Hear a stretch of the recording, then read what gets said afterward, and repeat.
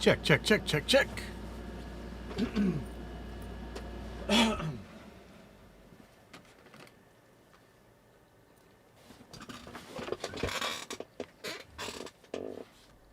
Uh-oh.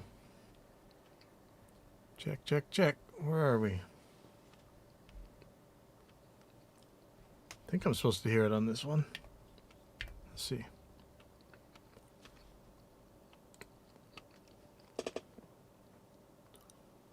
See you on Restream. What's the problem?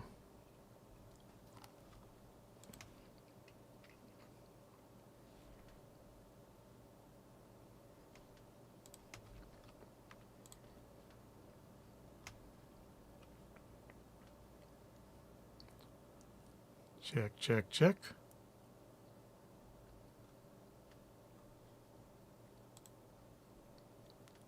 Says I'm live. What's going on?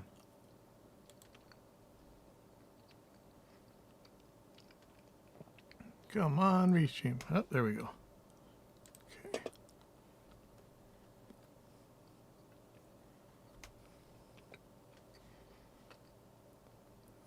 Okay. Sorry, I just gotta remember which one my total mixes is the right one. This one should be feeding back, shouldn't it? Yep, there we go. Sorry. There we go.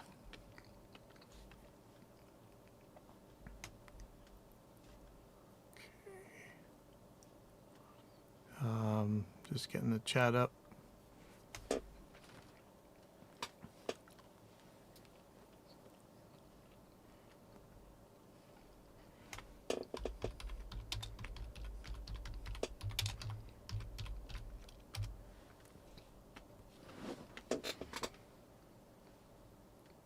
Come on, Facebook. Yeah. Look at that. Beautiful. Okay. Hey, Warren. Okay, this all looks like it's right.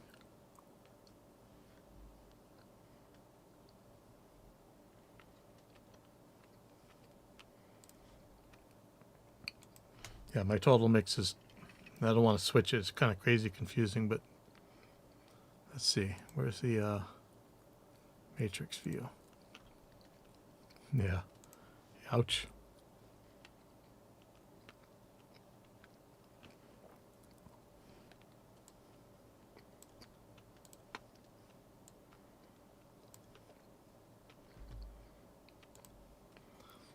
Okay, if I have to start up Zoom, I can.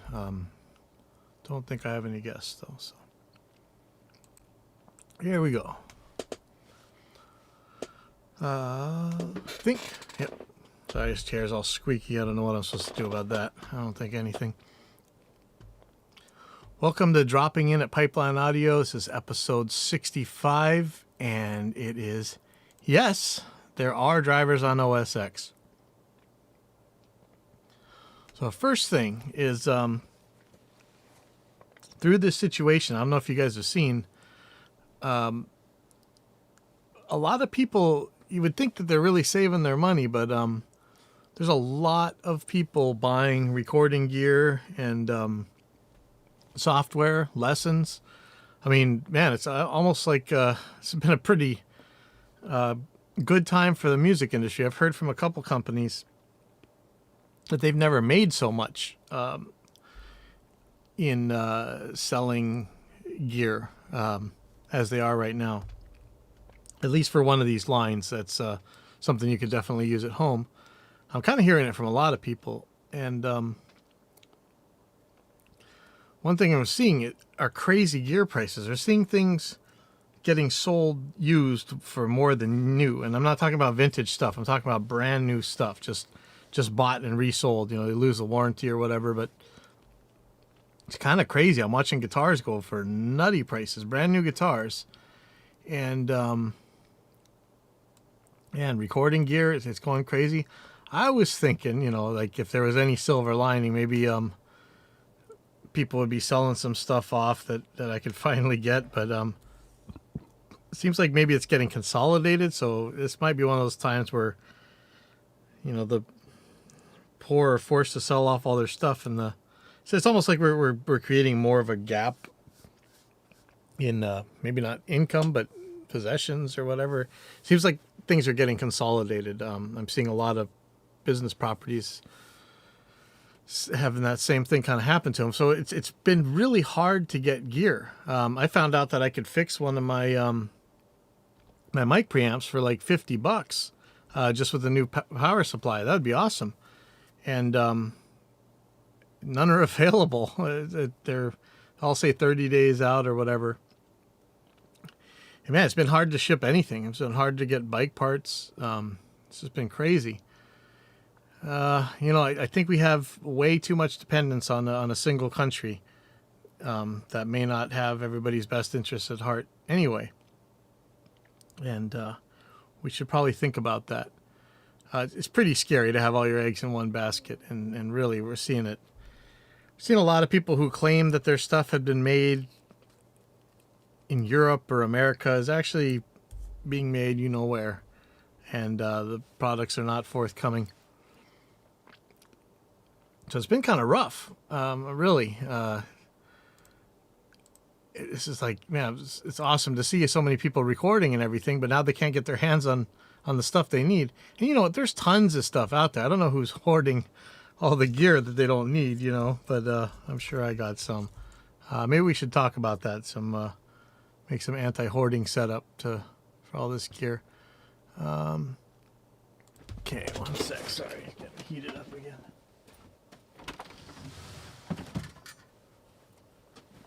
So I heard a rumor. Maybe it wasn't a rumor. Maybe it was told to me by the person involved, but I'm going to say it's a rumor that pretty much my favorite band nowadays, their engineer, producer, recorder, whatever, is using our multi-band gate, and that is super awesome to hear. So that's really cool. If it's true, which I can neither confirm nor deny at this point. Well, we'll talk about it later. So I'm always struggling to answer these OSX questions, you know, when people are using Macs for stuff, you know, because the drivers work in a different way. Most of the forum posts you see by probably people who don't know what they're talking about, they say that, you know, on Mac you don't need any drivers. Just the core audio amalgamated drivers and stuff. That's all you need. You don't need drivers. And I've used the core audio drivers before, and they were nowhere near. Maybe they're more stable because they're built in, or you know, there's probably some advantages to them, but there wasn't the tweakability that you get when you're running these things on Windows. And the few times where I could directly compare the Windows, the ASIO drivers just running better. So, you know, never mind all that. Okay. So anyway, I talked to Vin Kergliano. I think that's his name. If you don't know who that is, I think he used to go by like TAFCAT or TACFAT or something. He has a, let me see what he's doing. I think it's a AAVM. Let me just, sorry.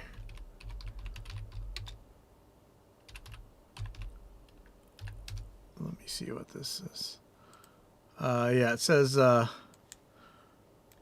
owner AAVIM technology, which I think is a, they probably build like turnkey DAWs for you. I think that's what it is. Yeah. So professional turnkey PC workstation solutions for digital audio and music production. Now, the important thing about Vin is for years and years and years, this guy has been, you know, you guys have seen my round trip latency chart. He's been doing a performance chart of drivers, and you know, he always came on our radar early on because he was doing he was using Reaper for a lot of this and using ReXComp in a test. It's actually let's see, where is, I think you might have seen DawBench, but here's his company, aavim.com.au. You may have seen DawBench, which is his performance benchmarking So you can, whenever I tell you guys that certain the better drivers not only use less CPU and are less crashy, but they can run a lot more stuff. You'll see these charts on, if you just type in DAW bench in Google, you'll get it. And there is tons and tons and tons of information about what we kind of been telling you all along, that RME and Motu are kind of at the top of this chart here. Links, sits in there somehow. And everything else is kind of below that someplace. But he's the guy who's doing a lot of this performance benchmarking, knows a lot about drivers and stuff. So I've been trying to get Jim Roseberry on the show. Jim, come on, one of these days. But Vin knows this stuff as well, and so I asked him. I was like, I keep hearing, I keep hearing that the like I say, the Macs don't use drivers, which is silly. Of course they use drivers. And I mean, yeah, you got your core audio or whatever. Let me see if I can pull up what I asked Vin. Okay. Oh no. He actually, I asked him some questions and now I can't find them. Sorry, I'm sorry. I know I'm always, oh, here we go. Okay, so I asked him, I'm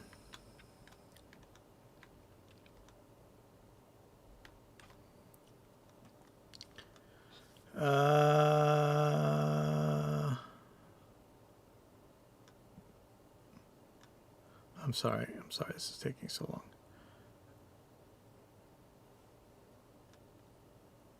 I asked him, I see a lot of OSX users say because of core audio there are no drivers and all interfaces have the same round trip latency and resource use, plugin count, etc. So no difference between if you buy a Behringer or an RME.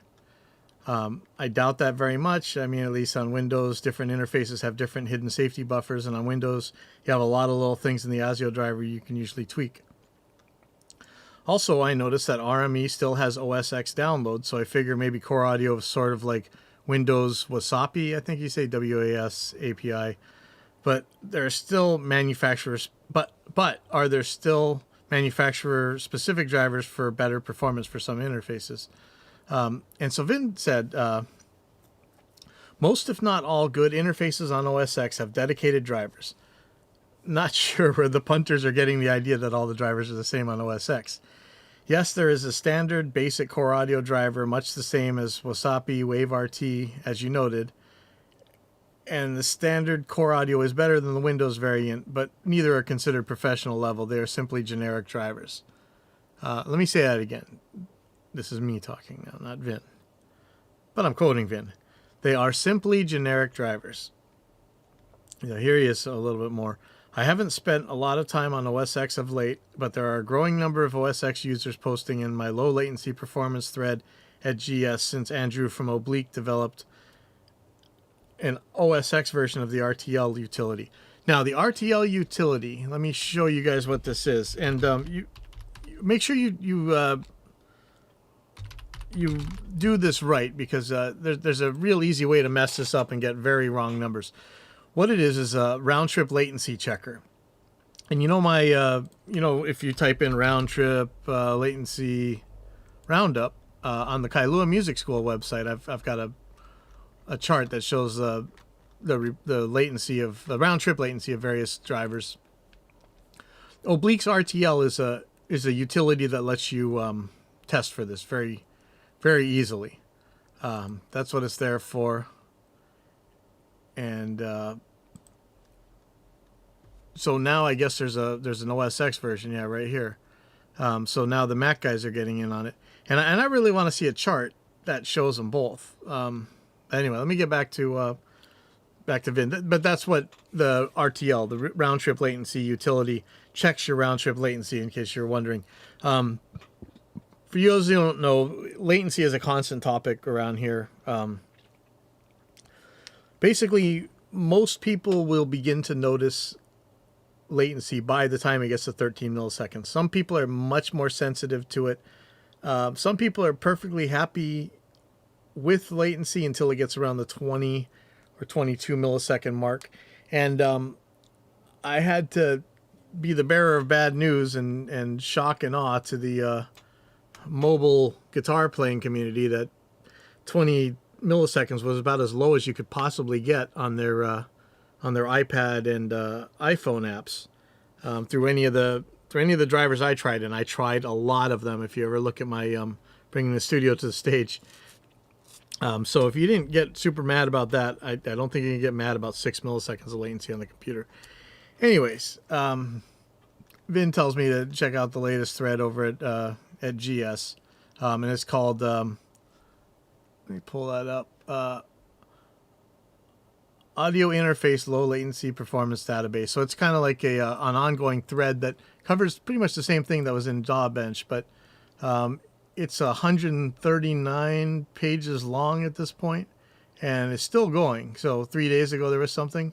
Yeah, so here's somebody doing an Apogee duet, and yeah, versus a Quantum. So that's still going. So he said, just as it seems to be on Windows, there is definitely a large variance in the quality of drivers' performance on OSX. And, you know, I really like he calls this stuff his pigeon chess. You know, a lot of the guys who make all these claims about, you know, they don't need drivers, whatever. You know, an old joke about playing chess with a pigeon. Let me see if I can find chess with the pigeon.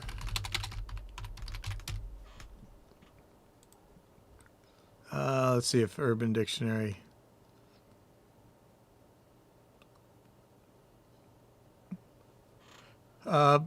Basically, I guess these don't really have a good one, but oh, here we go. It's like playing chess with the pigeon. It'll knock over the pieces, crap on the board, and then fly back to its flock to brag about how it won. And that's normally what you see on these internet forums. You know, there's a lot of guys that claim they know things that they really don't, and he just kept saying pigeon chess. It's pretty funny. So, like he said, there's definitely variances in the quality of the drivers. Like I would expect the RME drivers to be the best on OSX, just like they are on Windows. And I'm still very confused about this. So until I get a chance to actually do RTL tests for both, I'm still going to be weirded out. But I know, like for the X32, there wasn't a real OSX driver. There was just a generic one, and you really couldn't change much. And it's very sketchy looking. You know, I know everything's superior on Apple or whatever, but still yet. The coolest thing is, you definitely want to check out. Vin's got a podcast, actually called the DawBench Podcast. So they're up to 4 episodes. They had Mathis Carsons from RME. He had Justin Frankel, you know, the Reaper main coder guy. He had him on there, and they had another really good one. So type in DawBench, DAW Bench podcast, and you'll find it. I don't think it's on Stitcher yet, but it's on a lot of the other places. I think it's even on Spotify. So definitely check out Vin's stuff. That's a wealth of information. I know I'm rambling on, but him and Jim Roseberry are the guys I go to when I have these kind of questions. So it's awesome that they have a podcast. And hey, Jim, it'd be awesome if you had a podcast. I'll give you all 4 of my listeners too. So I also, you know, there was a very funny thread over at GS, speaking of. Let me see if I can paste that into it.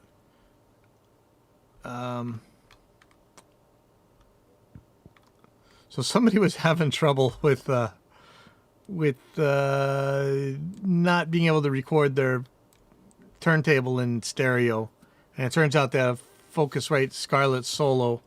So yeah, I mean, you could have plugged one into an instrument input and one into the mic input, but it's not really right. But he posted back after we told him that he needed a stereo interface. I got a little picture here. I took the names out. I don't want anybody making super fun of this, but it was funny because this happens. Isn't 2 inputs kind of extra and over the top just to get a simple stereo recording? Yeah, somebody said that. But, you know, we all say dumb things, you know, especially when you're new. But, you know, there was a little bit of Dunning-Kruger going on. You know, maybe it got argumentative, but one of the... You know how this stuff, you always got the jihadists on these boards who believe in all kinds of stuff. So one of these guys says, the Focusrite Solo has a limited sound. Claret, Scarlett, both product lines are drab and put you in a lower tier audio category. Thankfully, SSL showed up out of nowhere to rescue the budget interface market. You know, blah, blah, blah. So I asked, got any actual measurements to back this up? These are bold claims. And of course, you know, you're going to see crickets on this. And for you guys longtime listeners, you know I've actually done these tests, and you've seen that I've actually measured this stuff, and I didn't find that at all. I think someone else... Yeah, I'm pretty sure someone else said the Focusrite stuff was horrible. But, you know, that's what you get. That's the pigeon chest that you get on a lot of these forums.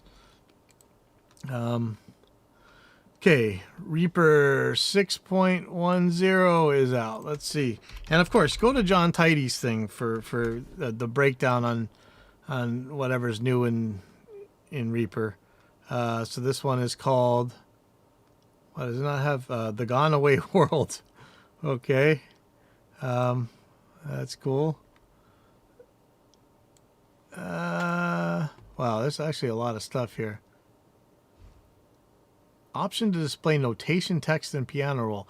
I'm not sure if that means what I think it means. Anybody who can let me know. Is that really like, are you going to see like scoring symbols in the piano roll? Could Tablature be much further behind than that? That would be awesome. See, take markers, allow more lanes of take markers, especially on non-audio takes. Now that sounds awesome. Some new Rescript stuff. Improve preferences, focus handling of device tab. There's a ton of stuff on here. I'm sure that John Tidy is going to go over this, but just so you know, there's a new version of Reaper. You probably know already, but there is. So go check it out. Sorry. Now, I got an email from ToneLib. And I know we've talked about ToneLib a couple times on this show. I think Phil Zeal was talking about it too. These guys had come out with kind of a free version of pretty much amplitude, bias effects type of thing. And also their own version of Guitar Pro, which had a more of a gamified feature. I'm still not using it 100% of the time because I know Guitar Pro so well. And the DSP was pretty good to me, and it was very, very CPU efficient. You know, it would have no problem running this on in a mix or in a recording. I mean, it really just didn't need much, and it was full feature. It wasn't a harmonizer. I think there was some MIDI, so it's not as full features like bias effects or amplitude or whatever, but it ate way less CPU. Sounded fine. It has an impulse loader and everything else. So I was able to recommend it for a long time. And then, of course, you know, we're wondering how in the world can they do this for free. So sooner or later, they added, now it costs money. But it's cheap. And it seems to be like Reaper. It seems to be honorware. It seems to run after a nag screen anyway, even if you don't pay for it. But please pay for it because it's really good stuff. I mean, it's got everything. It's got all your distortions and choruses and stuff, and does what you'd expect it to do. And so that's called ToneLib GFX. And the other thing is ToneLib Jam, which is their Guitar Pro like thing. I think it opens Guitar Pro files as well. Probably saves to them. So anyway, I got an email from them that there's a 15% sale on their stuff, which isn't expensive in the first place. I don't think it's much. Like let me go to ToneLib real quick. Yeah,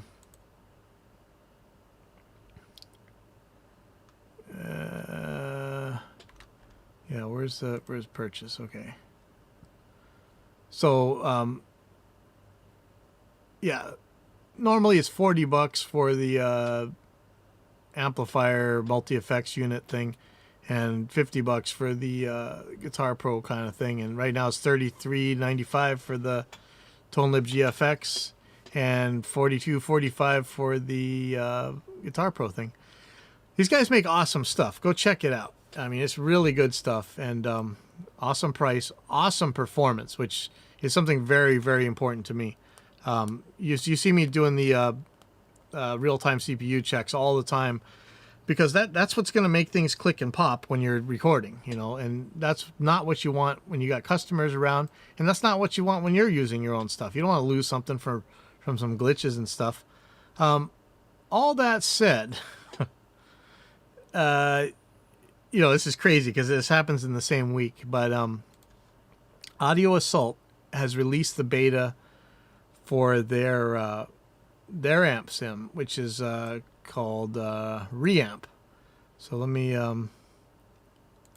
pull this up. I'm not sure that I'm going to really be able to show. I don't know why I can't see. But Audio Assault has Reamp up, and that is his version of you know, your basic guitar amp. It's got a cabinet loader, you know, for IRs. That has some features in it too. I'm gonna pull up the beta. I was playing with it earlier, and he saw, and he didn't get mad at me for showing it. So I'm gonna show you it right now. I would show you some sound examples, but I'm not gonna. But let me just tell you, you know, if you've been poking around on my page, you're going to find a couple. This is good. This is good stuff, and it gets it. I don't know how else to say it. The CPU use is very, very low. This is still a beta. He says that he's going to optimize it a little bit more, but it was extremely low. It was in the ToneLib GFX area. It's not, at least right now, as full featured when it comes to like pedals and effects and stuff as ToneLib is. So you might want to get both. Use ToneLib for all the pedals and effects and stuff. But it does have an EQ, a delay, of course, and a reverb, and there's going to be some stomp boxes and stuff. But I mean, it sounds really good. I mean, I'm very tempted to just plug my guitar in it and show you guys what this thing does. But I know that it's a really hard kind of Me Too market for amplifier simulators, and every week you see another guy talking about it, and some celebrity endorser saying it's the best one ever, and you got to throw away everything else you ever owned. And then they say the same thing the next week with another product. There's been a few that have come out lately, and both of them are still in beta that I've tried. One is an absolutely incredible kind of component modeler that acts and sounds exactly like you would expect.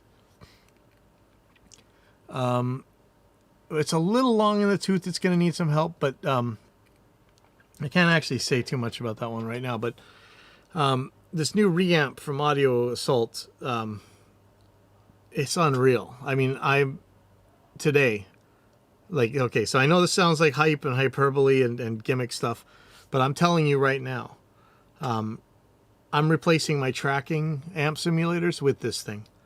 It uses so much less CPU. Man, I'm scared to actually pop these things up, because I could easily crash the computer while I'm trying it, because that's the other thing, is so far this thing hasn't crashed anything. You can see it's using very little CPU. But let me find what I've done very lately. No, that's not it. There we go.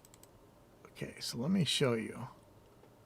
So this is ToneLib is Audio Assault's reamp. This is running the exact same impulse response that I'm running in Bias. Real-time CPU is 6.3% on mine. Anytime you get near like 14, 15, that's when you're starting to think about getting some crackles. RT longest block is how long does it take to process this thing, I think, compared to your buffer size. So if you get anywhere near the number on the right, which in my case is 2.9 milliseconds, you're very likely going to get some clicks and pops. So that's total CPU 2.7%, RT CPU 6.3%. RT longest block, 0.52 milliseconds. That's for reamp. Now I'm going to pull up bias right here, and I'm getting a little bit more CPU for total CPU. It's still not much, but the real-time CPU is at 20.2%. Now that's hardcore. We're running the same types of processes, running the amp and running a cabinet. Everything else is off. RT longest block was 1.19 milliseconds. Getting close to halfway through there, and that's just with one of these things running. So the efficiency on reamp is unreal, and because talking with the developer, we're able to get exactly the sound I wanted out of it. There you go. Unfortunately, it's, like I say, it's not as full featured as Bias Effects. It doesn't have necessarily all the plugins and stuff, but I was actually able to get a really good clean sound out of the clean amps, which is something that I don't normally get without using an IR to make my clean sound, or some sort of acoustic simulator. This one's clean amps were actually clean. So that was unreal. Really blown away by this reamp. So go to Audio Assault, check it out. He's talking about it right now. I don't think the real version's out yet. I think he just said there's a new beta out. Let's see. So the current development is... new beta is up. All formats for Win and Mac. Linux soon. Okay, crazy. Effects section is fixed. IR folder bug fixed. Clash with GM3 preview fixed. J88030 clean fixed. Okay, so this is moving along very quickly. I'd go check it out. You still might want to buy that ToneLib GFX for all your effects, or maybe use Amplitude free. But that, see, now that gets back into sketchiness territory, though. I really like these low CPU plugins. I'm sure everybody does, but I mean, I just don't want to put up with ones that are going to chance my recording clicking and popping. So, you know, maybe it's goodbye bias. You know, we had a long, fruitful, fun relationship, but man, you know, I could rehash showing you how much hash these things write. In fact, let me I'm gonna take a look at the project file here. So this is number 65. I'm gonna hit save, right? So it's gonna be whatever it is, and I've got this this on here. If you guys haven't seen, Reaper is it's human readable, like the project file, so you can really look at these things. One time we tried to mix without being able to see these things, actually. Not even listening to or just listening to the song, but not able to see the faders. Just mixing by typing numbers into the file. So here's the Reaper project file right here. Now it looks kind of cryptic, but you can tell what it is. And yeah, see, what is this? Who is this? It's Tone Boosters EQ. Is written a little bit, but the putting on bias can add like hundreds of thousands of lines to your file. It's just unreal. I'm looking at why is Ulean running so much? Jeez. But what you want to see is not too much crazy amount of hash here. Look at FabFilter's barely adding any. Regate barely. Yeah, Tone Boost is kind of eating a lot. But you could start a brand new project and you just watch how crazy huge your project gets just by adding bias. Why do I have ARA in here? That doesn't make any sense. Why do I have... Oh, look at that. See, this is what Celemony puts in here. Melodyne, whatever. Anyway, it's still a small file comparatively. And this thing doesn't add a bunch of hash to your project file. Sorry. Anyways, so yeah, this is a much more efficient thing. It's going to make it so your projects take way less time to open, less time to save, less time to mess around with. Like, inefficient plugins just make all kinds of trouble that you don't want. So definitely go and check that thing out. If you're doing any kind of guitar stuff, go to Audio Assault's page and grab this thing. It's going to be called Reamp. Check out the other stuff they got on there as well. There's a lot of goodies on there. So, you know, string tension. I don't know if, you know, I haven't really talked about it on this show, but there was a time when I went through and there's a bunch of videos on YouTube that I did about it, where I tried different string sizes and you know, see what's louder, what effect they had on action. And you know, it's pretty counterintuitive. You know, the bigger strings didn't act the way you thought compared to smaller strings. But I just saw that Joshua Lopez, who's been on the show before, he has Widowmaker Studios. He was showing a video of this company called String Source. And this looked pretty cool. So they have optimized tension sets. You know, we talk about this a lot. And that was what a lot of my videos were about, was string tension versus size. And I still haven't gotten an answer from any manufacturers whether or not you could have a certain size string with more or less tension than the same size string of a different string. Which the reason I'm saying this is if we look at the this string size, it's pretty cool. You have your own. Let me pull up a 7-string, for instance, set selector. So I'm gonna pull up a 7-string, and let's say you're doing a drop tuning. Generally, you have to add a lot of size to. Let me go 7-string, and I'm gonna choose standard tuning with the dropped low A string. 25.5. And I don't know what this tension thing is, but normally when you drop tune a string, you're gonna have to go like 20 sizes higher or whatever in order to keep the same amount of tension.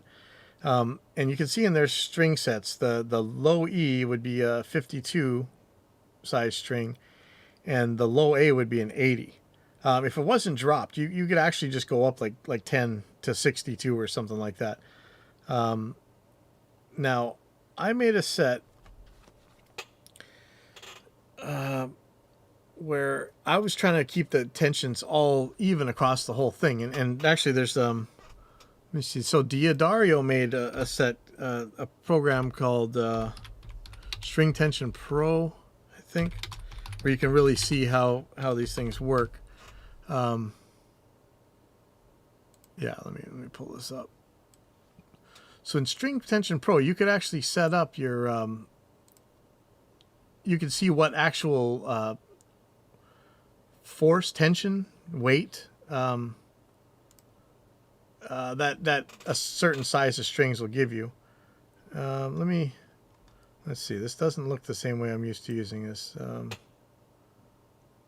I don't want to select any of this. I want to.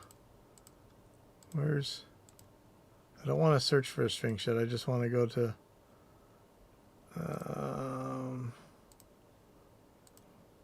Let's just go. This used to have an easier way to do it. You pick the number of strings.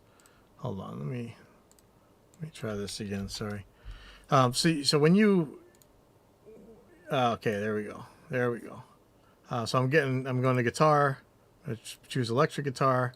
I'm going to choose 7-string. And with this String Tension Pro, you can choose your scale length. You can choose your tuning. And you can change these things after, so you can get a good look at it. So actually, I'm going to leave this on B. I'm going to just make up a set real quick. I think I'm 8, 11, 16, maybe 20. So I'm running really light string. So I know you guys are going to make fun of me for this, but that's how I roll. So doing 8, 11, 16, 21, 32, 42, and then I'm going to choose, for now, I'm going to choose 52 for the low A. And when I hit get results, it's going to give me the tension. So I'm seeing 10 pounds for the high E, 11 pounds for the B string, and I'm gonna turn that G to a 14 string, and so I'm getting 11 pounds. 20 or 21 is around 11 or 12 pounds. The 32 is getting like 50 pounds. So let me maybe I had play something lower than that. I'm not really sure what I'm running on mine right now. Maybe it was a 28. But I mean, if you really want to get even tension, so that's a 28. It's like a 36 for the low E, and yeah, 52 gives you the 11 pounds, or 50 would give you 11 pounds. So really you're jumping up like 14 or whatever, size 20, whatever, 10.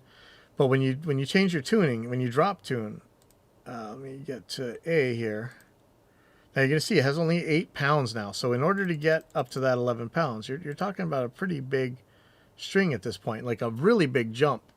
And that was kind of weird for me. And when I go to this string source place that Joshua was showing, they're making a big jump. They're making a really big jump. So 44 to 64 for low E and drop A, or 46 to 70.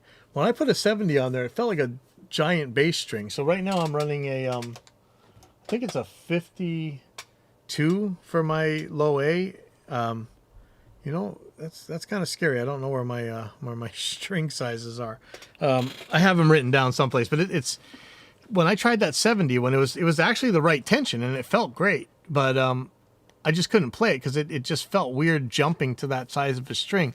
I mean, the tension felt great, but the change in string sizes like that was crazy. And so these guys seem to be running into the same thing.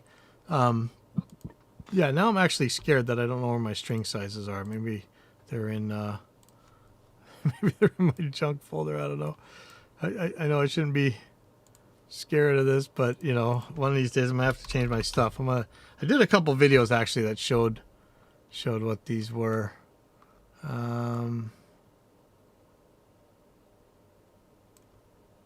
String sizes. Oh no, yeah, see, I don't know where my string sizes are. That's scary. I hope I put them on Google Drive or something like that, or Dropbox. Well, that's scary.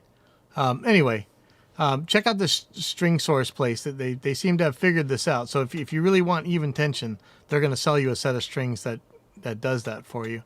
I couldn't quite get myself to really like the even tension because of just that jump in sizes, man. That was a big one. String sizes. Okay, so here's my little chart that I made. What am I running? So now, yeah, 8, 11, 14, 20, 28, 38, and 56. That's what I'm running. So I'm going from 38. I'm almost going up 20 sizes to that 56. So it's something else. It's kind of a weird feeling, but you might want to leave a little floppiness there so you don't have to go nuts on it. Anyway, it's all really I got to say on string tension. Definitely check out that Audio Assault reamp. That is something to... If you're recording guitars or playing guitars, if you play through your computer, I know some of you guys hate that stuff. I love it. Go check it out. And definitely check out Vin's DAW Bench podcast. And I think that's really all I got for today. And so I'm hopefully going to go out and ride my bike or something. I don't know. I'm tired. But I will see you guys later.